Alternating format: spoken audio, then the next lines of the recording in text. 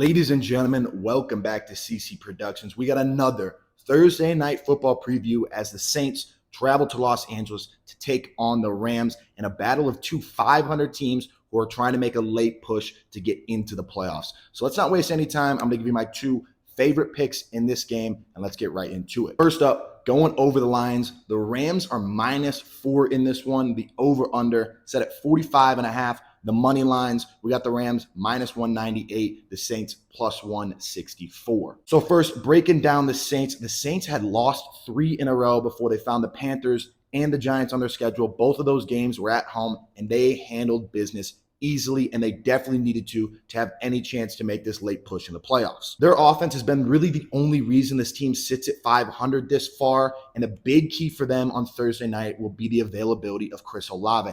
As I film this on Wednesday morning, he's listed as questionable for this game, so that'll definitely be key to watch to see his status for that game because he is their weapon that's able to stretch the defense verdict. He's their leading receiver by a large margin, and if he's available, like I said, he can stretch that defense, opens up their other weapons, Alvin Kamara, Taysom Hill, and crew. So that's a big, big key for Thursday night that you should be watching before the game. Defensively, the Saints are really good in the back half. They're one of the better teams in the NFL, 6th best ranked in passing defense. So that secondary has been playing really well all year. It might help that they play in the NFC South against some pretty poor quarterback play, but nonetheless, they do well in the secondary.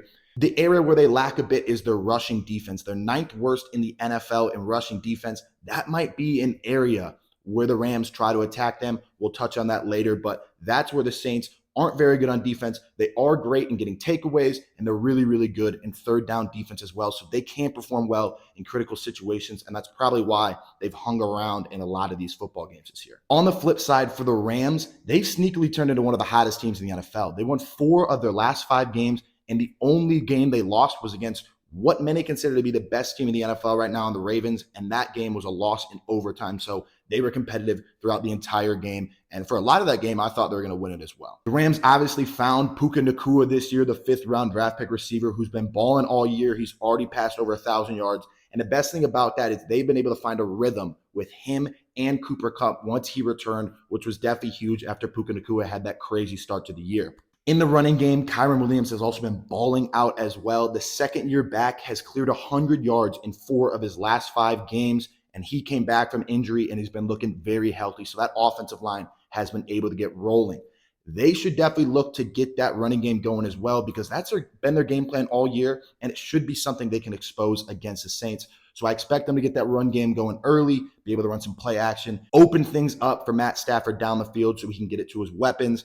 And I really like that formula. I trust Sean McVay to understand that and get that offense rolling pretty early. Their defense, on the other hand, is nothing like their Super Bowl defense or anything, but they have been playing better as of late. Aside from giving up 37 points to the Ravens, which when they gave up those 37 points, they got exposed through the air. Lamar Jackson over 300 passing yards. They gave up 3 touchdowns to 3 different receivers. So that was their flaw in that game. But aside from that game, in their last 6 games, they've held opponents to 20 points or less in every game. So they've been playing pretty well, and when you have a good offense like the Rams do, if you're able to hold those teams to 20 points, you're going to be able to find yourself a lot of wins in this league. So my first pick here, I'm going to be taking the Rams -4. Like I said, both of these teams are coming in with some winning streaks, but the Rams is a lot different than the Saints. The Saints had the Giants and the Panthers at home. Now they have to travel on the road where they haven't been as great on the year. Against the spread, they're 2-4-1 on the road and 3-4 straight up. They've had 3 straight home games.